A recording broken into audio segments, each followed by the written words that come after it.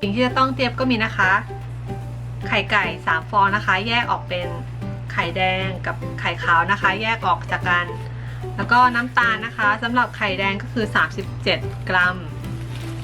สำหรับไข่ขาวก็คือ45 กรัมค่ะ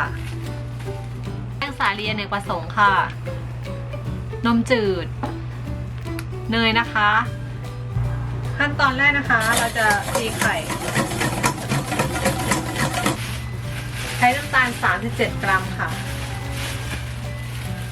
เทลงไปใส่ไข่นะคะแล้วก็ตีให้เข้ากันค่ะ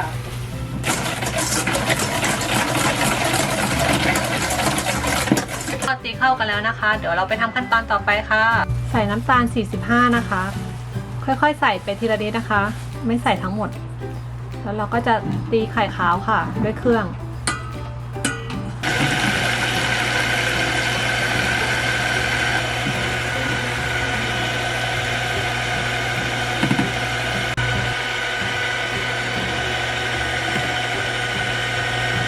แล้วเราก็ใส่น้ำตาลอีกครึ่งนึงลงไปค่ะ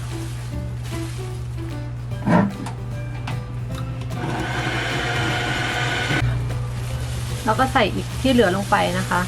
จนหมดเลยจากนั้นก็ตีค่ะ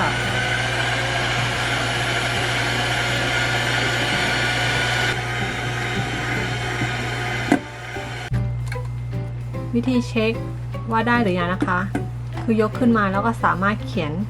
นได้เขียนตัวหนังสือได้แบบนี้นะคะก็คือโอเคแล้วประมาณนี้เราจะนำไข่ขาวนะคะที่เราตีแล้วใส่ไปในไข่แดงนะคะครึ่งหนึ่งแล้วก็ตีให้เข้ากันค่ะหน้าตาก็จะออกมาประมาณนี้นะคะต่อจากนั้นเราก็จะใช้แป้งนะคะเทลงไปแล้วก็ผสมให้เข้ากันค่ะ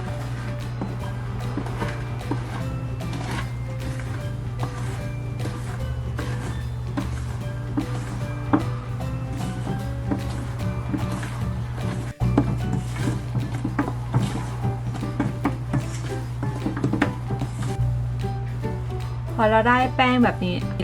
แล้วก็เอาไข่ขาวนะคะที่ตีแล้วเทลงไปทั้งหมดเลยค่ะแล้วก็ผสมให้เข้ากันนะคะ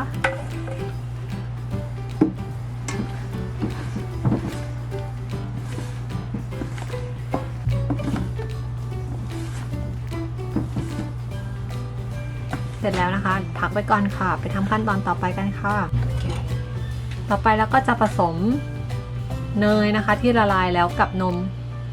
ให้เข้ากันค่ะ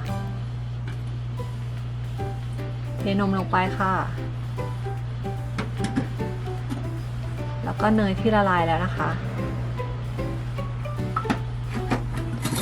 ตีส่วนผสม2 อย่างนี้ให้เข้ากันค่ะจากนั้นแล้วก็เทแป้งลงไปเราจะเทแป้งลงไปนิดหน่อยนะคะก็ผสมค่ะ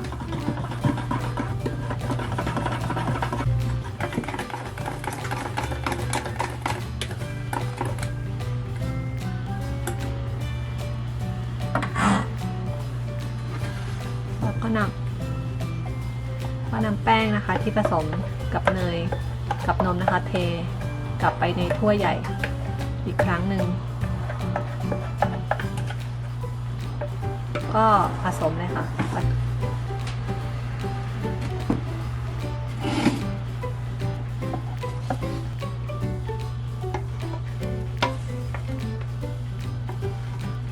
เราจะนำแป้งนะคะไปอบในเตาไมโครเวฟกันค่ะ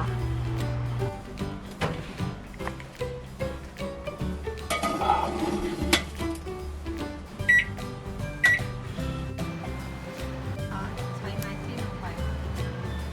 ไม่มีอะไรติดแสดงว่าสุกแล้วโอเคค่ะ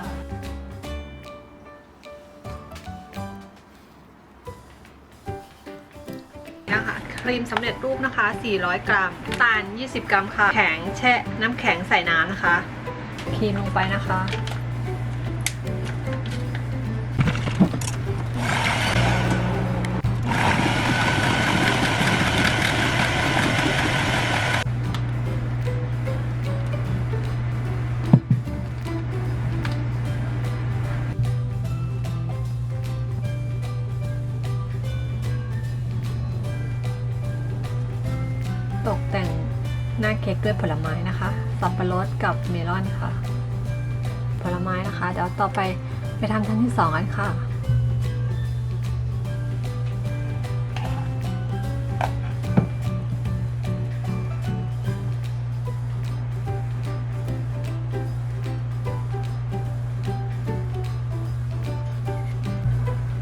ชั้นที่2เราจะใส่กล้วยลงไปนะคะชั้นที่2ก็เสร็จแล้วนะคะเดี๋ยวเป็นชั้นสุดท้ายค่ะไปดูกันเลยค่ะชั้นสุดท้ายแล้วนะคะ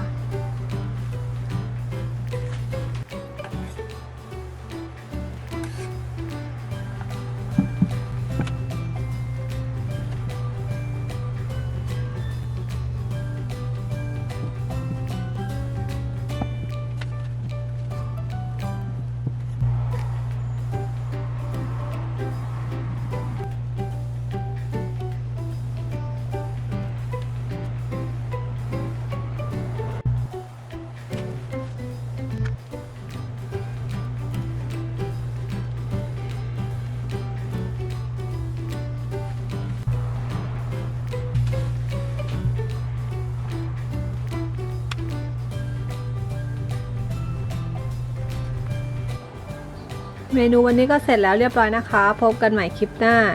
อย่าลืมกด Subscribe กดไลค์กดแชร์เพื่อเป็นกำลังใจให้ด้วยนะคะวันนี้ก็บ๊ายบายสายโยนาระค่ะ